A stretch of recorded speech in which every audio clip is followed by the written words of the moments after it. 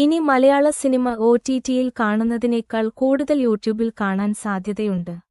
OTT പ്ലാറ്റ്ഫോമുകൾ ഇപ്പോൾ മലയാള സിനിമകൾ പഴയതുപോലെ ബിസിനസ്സായി എടുക്കാതിരിക്കുന്നതും വിജയിച്ചു കഴിഞ്ഞാൽ മാത്രമേ സിനിമകൾ എടുക്കൂ എന്ന അവരുടെ തീരുമാനവും ഇപ്പോൾ മലയാള സിനിമയ്ക്ക് OTT പ്ലാറ്റ്ഫോമുകളിലുള്ള ബിസിനസ് നഷ്ടപ്പെട്ടിരിക്കുകയാണ്. ആയതിനാൽ പ്രൊഡ്യൂസേഴ്സ് തങ്ങളുടെ സിനിമകൾ സ്വന്തം യൂട്യൂബ് ചാനൽ വഴി റിലീസ് ചെയ്യുന്നത് സാധാരണമായി കഴിഞ്ഞിരിക്കുകയാണ്. ആയതിനാൽ ഇനി നമ്മൾക്ക് പല മലയാള സിനിമകളും പ്ലാറ്റ്ഫോമിൽ അല്ലാതെ യൂട്യൂബിൽ തന്നെ കണ്ട് ആസ്വദിക്കാൻ സാധിക്കുന്നതായിരിക്കും.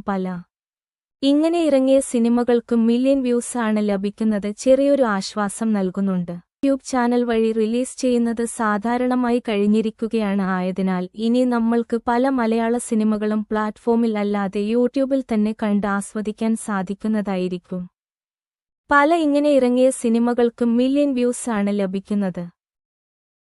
അത് പ്രൊഡ്യൂസേഴ്സ് ചെറിയൊരു സാമ്പത്തിക ലാഭം ഉണ്ടാക്കി കൊടുക്കുന്നുണ്ട്. അതുകൂടാതെ പല OTT പ്ലാറ്റ്ഫോമുകളും തങ്ങളുടെ സിനിമകൾ OTT വിട്ട് യൂട്യൂബിലൂടെ തങ്ങളുടെ യൂട്യൂബ് ചാനലിലൂടെ റിലീസ് ചെയ്യുന്നുണ്ട്. ഉദാഹരണത്തിന് മലയാള മനോരമ മാക്സ് തങ്ങളുടെ പല OTT സിനിമകളും ഇപ്പോൾ യൂട്യൂബ് ചാനലിൽ വഴിയും സംരക്ഷണം ചെയ്യുന്നുണ്ട്.